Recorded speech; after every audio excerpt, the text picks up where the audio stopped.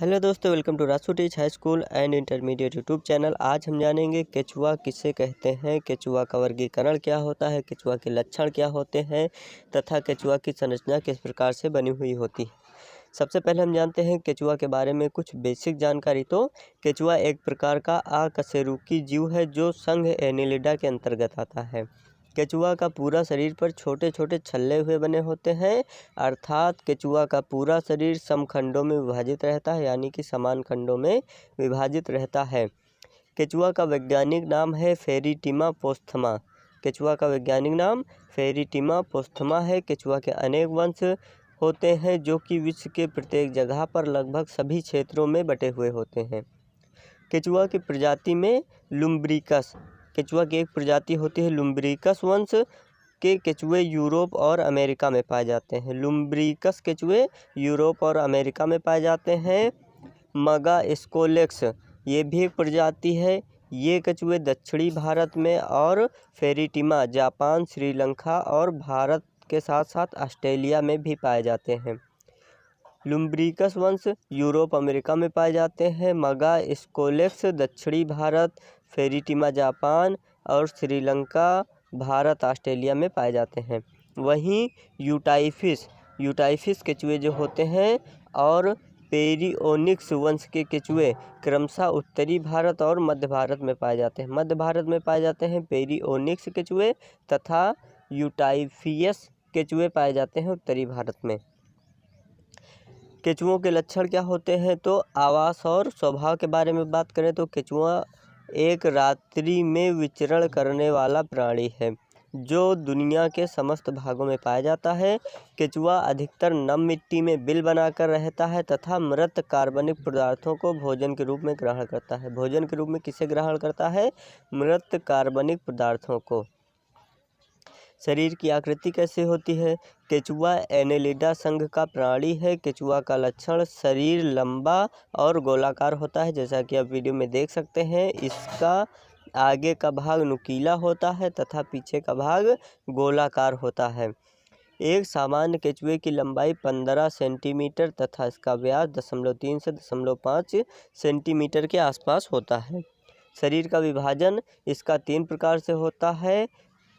केचुए के शरीर में क्लाइटेलम की उपस्थिति के आधार पर इसको 3 भागों में बांटा गया है। पहला होता है पूर्व क्लाइटेलर प्रदेश, दूसरा होता है मध्य क्लाइटेलर प्रदेश और तीसरा होता है पश्चिम क्लाइटेलर प्रदेश। तो हम जानते हैं पूर्व क्लाइटेलर प्रदेश के बारे में। केचुआ का मुखी खंड, जो ये क्लाइटेलस आपको दिख रहा है, इसके इस पार का जो खंड है ये क्लाइटेलम प्रदेश कहलाता है, जो 13 खंडों से मिलकर बना हुआ होता है। मुख के चारों ओर स्थित खंड को पेरिस्टोमियम कहते हैं। इसे क्या कहते हैं? इसे कहते हैं पेरिस्टोमियम। अब बात करें मध्य क्लाइटेलर प्रदेश के बारे में, तो केचुए के शरीर में 14 से 16वें खंड के मध्य क्लाइटेलर प्रदेश के नाम से जाना जाता है। इसमें 14 खंड पर मादा जनन छिद्र होता है, जैसा कि आप देख सकते हैं, तथा अंडे और शुक्राणु को इकट्ठा करने के लिए तथा निषेचन के लिए एक कोश होता है जिसे कोपून कहते हैं। यहाँ पर एक कोश होता है जिसे कहते हैं कोपून कोश। पश्चिम क्लाइटेलर प्रदेश किसे कहते हैं, तो यह भाग 35 से 105 खंड तक का होता है। इसके 70वें और 18वें खंड में एक जोड़ी सहायक ग्रंथियां पाई जाती हैं और वहीं 19वें खंड में जनन छिद्र पाया जाता है। किसके? पश्चिम क्लाइटेलर प्रदेश के 70वें 18वें खंड में सहायक ग्रंथियां और 19वें खंड में जनन छिद्र पाया जाता है। देह भित्ति, केचुआ की देह भित्ति 4 स्तरों से मिलकर बनी हुई होती है। इसके पहला और बाहरी आवरण क्यूटिकल का बना हुआ होता है तथा क्यूटिकल के नीचे का आवरण स्तंभाकार होता है। वह एपिडर्मिस से बना हुआ होता है जो मोटा कोशिकीय स्तर होता है। इससे दूसरे स्तर कहते हैं, जिसे दूसरा स्तर कहते हैं, जबकि एपिडर्मिस के नीचे एक मोटा स्तर पाया जाता है जिसे पेशीय स्तर या फिर तीसरा स्तर कहते हैं। पेशीय स्तर के नीचे एक और चौथा स्तर पाया जाता है जिसे सीलोमिक स्तर कहा जाता है। जो चौथा स्तर पाया जाता है उसे क्या कहा जाता है? सीलोमिक स्तर कहा जाता है, जो मोटा, चपटा और अत्यंत पतला होता है। इसका प्रचलन कैसे होता है? तो केंचुए में प्रचलन का कार्य देह, भित्ति, पेशी और सीटी की सहायता से होता है। केंचुए के शरीर के प्रत्येक खंड के मध्य में सीटी नामक संरचना पाई जाती है, जो प्रत्येक खंड के कोष में पाई जाती है, जिसे सीटल कोष कहते हैं। इसको क्या कहते हैं? जो सीटी के जैसी संरचना पाई जाती है इसे कहते हैं सीटल कोष। तंत्रिका तंत्र। केंचुए का तंत्रिका तंत्र विकसित प्रकार का होता है, जो 3 प्रकार के तंत्रों से मिलकर बना हुआ होता है। केंद्रीय तंत्रिका तंत्र, परिधीय तंत्रिका तंत्र, अनुकंपीय तंत्रिका तंत्र। पाचन तंत्र के बारे में बात करें तो केंचुए का पाचन तंत्र पूर्ण रूप से विकसित होता है, जो आहार नाल और ग्रंथियों में विभाजित रहता है। आहार नाल पूरी तरह से सीधी नालिकावत होता है, जो मुखगुहा, फेरिंक्स और इसोफेगस, गिजर्ड, आमाशय, आंत से बनी हुई होती है। इसकी आहार नाल किससे बनी हुई होती है?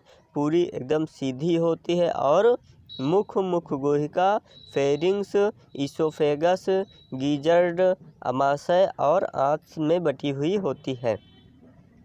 पाचन ग्रंथियाँ। पाचन ग्रंथियों में लाल ग्रंथियाँ, आमाशयी ग्रंथि और आंतरीय ग्रंथि पाचन में प्रमुख कार्य करती हैं। ऊर्जा तंत्र। केंचुए में ऊर्जा नेफ्रिडिया नामक संरचना के कारण होती है। नेफ्रिडिया उत्सर्जन अंग होता है, जो 3 प्रकार का होता है। फेरिंजियल नेफ्रिडिया ये होता है पहला। दूसरा होता है त्वचीय आधावरणीय नेफ्रिडिया। तीसरा होता है पट्टीय नेफ्रिडिया।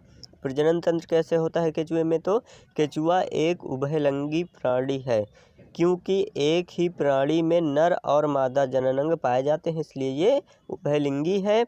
इनमें नर जनन तंत्र 2 जोड़ी वृषण, 10वें और 11वें खंड में वृषण कोष, शुक्राशय, शुक्रवाहिनियाँ, प्रोस्टेट ग्रंथि तथा कई सहायक ग्रंथियों से मिलकर बना हुआ होता है। जैसा कि आप देख सकते हैं 10वें और 11वें खंड में यहाँ पर होता है व्रणकोश होता है, वत्सरकोश होता है, शुक्राशय होता है और शुक्रवाहिनियों के साथ साथ प्रोस्टेट ग्रंथि तथा कई सहायक ग्रंथियों से मिलकर बना हुआ होता है। वहीं मादा जनन तंत्र भी अंडाशय, अंडवाहिनी, सपर्मेथिका आदि से मिलकर बना हुआ होता है। तो यहाँ पर आपने देखा केंचुआ के लक्षण और केंचुए के बारे में कुछ सामान्य जानकारी। अब हम जानेंगे केंचुए का वर्गीकरण किस प्रकार से होता है। तो इसका संघ होता है एनिलिडा। वर्ग इसका ओलिगोटिका होता है। क्या होता है? ओलिगोटिका। गण इसका होता है ओपिस्थोपोरा और वंश इसका होता है फेरिटिमा।